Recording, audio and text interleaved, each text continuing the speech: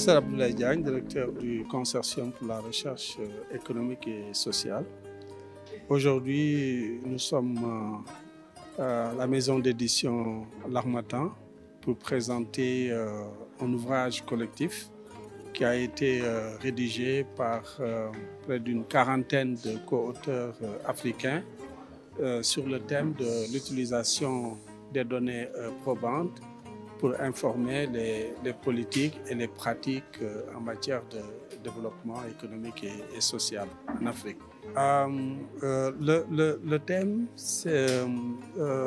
a été choisi parce qu'on a voulu montrer que si des données solides issues de la recherche sont utilisées, elles permettent de bâtir des politiques solides qui produisent des résultats au bénéfice des populations.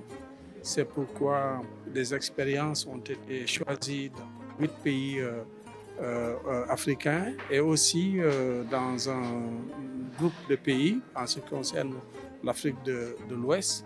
Et il s'agit autant d'expériences, de cas qui ont été étudiés par les chercheurs. Je pense que cet ouvrage est un vrai plaidoyer pour qu'on investisse davantage dans la collecte, le traitement, l'analyse des données avant de décider et aussi pour améliorer les politiques qui sont déjà en cours. Et c'est un ouvrage qui s'adresse au grand public, qui ne nécessite pas des compétences techniques particulières, qui est aussi disponible sur le net. Et donc, nous invitons tout le monde à le lire. Je pense que le livre, à travers la diversité des cas, des expériences, montre qu'il est toujours possible de faire quelque chose. Et maintenant, le livre est aussi un appel pour qu'il y ait un plus grand investissement dans la collecte des données, pour qu'il y ait une meilleure utilisation de l'information. Ce qu'il faut dire, c'est que ce n'est pas très coûteux, aussi coûteux qu'on pourrait le penser.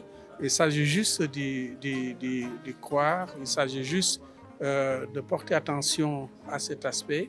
Vous avez par exemple un programme de développement, un projet de développement consacrer 1% à 2% à la collecte des données suffit largement pour avoir les informations qu'il faut pour évaluer ces interventions. L'intérêt de cet ouvrage, c'est qu'il montre d'emblée qu'en fait, en Afrique, on a beaucoup plus de données qu'on ne le pense. En fait. Il y a des données informelles, il y a des données formelles, il y a des données qui existent au niveau des ministères, des organisations publiques aussi bien que privées.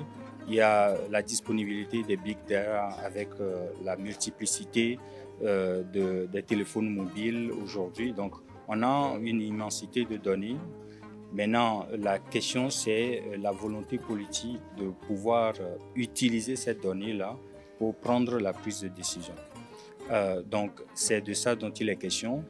Et l'ouvrage permet de visiter certaines pratiques, certains cas, et de montrer à travers ces cas-là tout le processus qui a permis de la génération des données jusqu'à leur utilisation pour pouvoir identifier de ces processus-là les facteurs qui favorisent la prise de décision.